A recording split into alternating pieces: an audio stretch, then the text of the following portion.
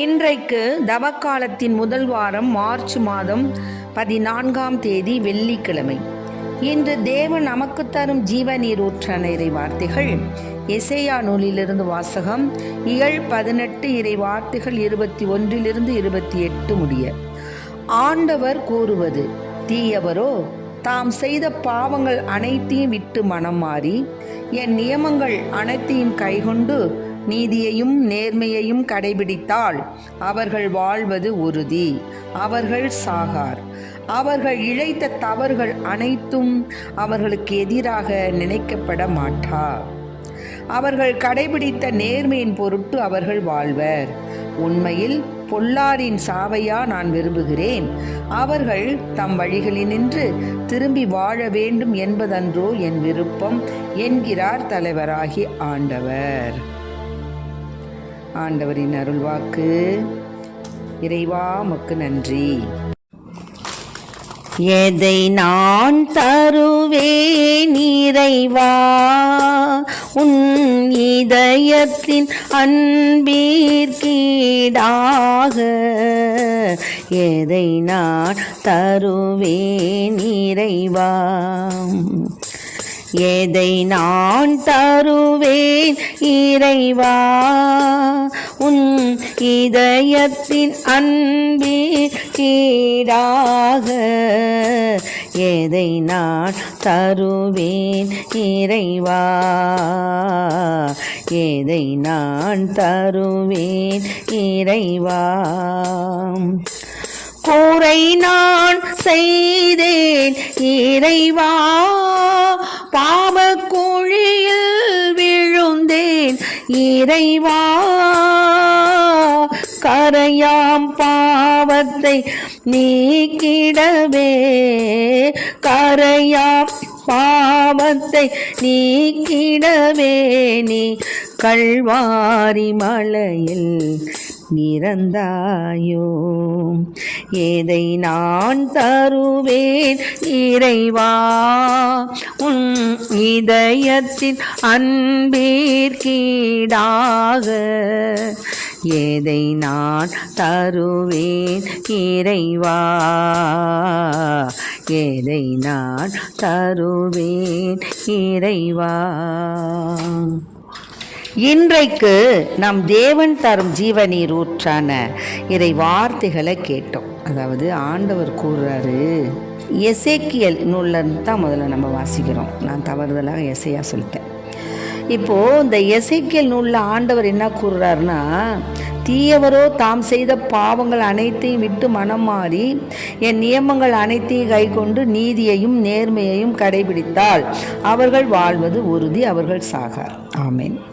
அந்த எசேக்கியல் ஆகமத்தில் எசேக்கியலுக்கு அவர் கூறப்பட்ட கருத்து என்ன? நீ 15, அதாவது நீ உன்னுடைய நாட்கள் குறுகியதாக ஆயிடுச்சு.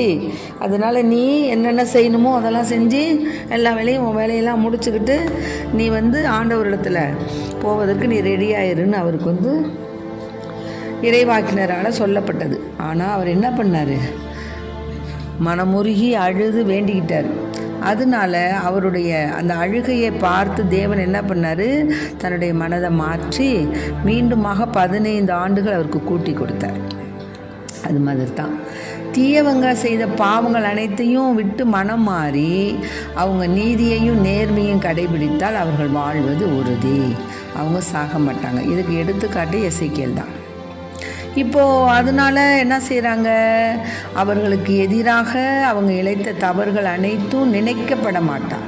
அவர்கள் கடைபிடித்த நேர்மையின் பொருட்டு அவர்கள் வாழ்வர். ஆக இதைத்தான் நம்ம இதிலேருந்து நம்ம என்ன தெரிஞ்சுக்கிறோம் அப்படின்னு சொன்னால், பொல்லாரின் சாவையாக தேவன் விரும்புகிறார் இல்லை. அவர்கள் தம் வழிகளில் நின்று திரும்பி வாழ வேண்டும் என்பதன்றோ தேவனுடைய விருப்பம்.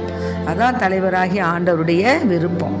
அதனால் நாம் நம்முடைய தீய செயல்கள், பாவ எண்ணங்கள், பாவ நிலைக்கு போகக்கூடிய அருவருப்பான சூழ்நிலைகளை எல்லாம் நம்ம விட்டு ஒழித்து தேவனிடத்தில் திரும்பி வரணும்.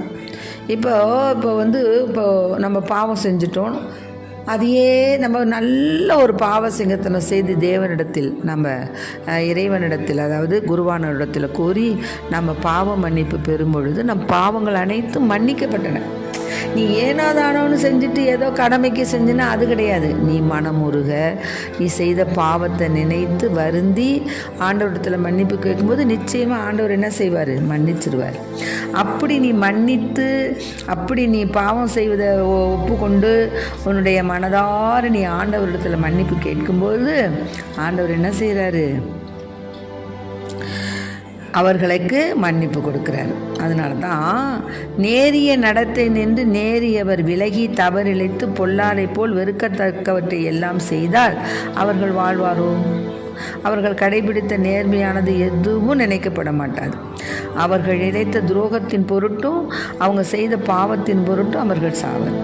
ஆனாலும் தலைவனுடைய வழி செம்மையானதாக ஆயினும் தலைவரின் வழி செம்மையானதாக இல்லை என்று நீங்கள் சொல்கிறீர்கள். இஸ்ராயேல் வீட்டாரை கேளுங்கள், என் வழியா நேர்மையற்றது? உங்கள் வழிகள் அன்றோ நேர்மையற்றவை.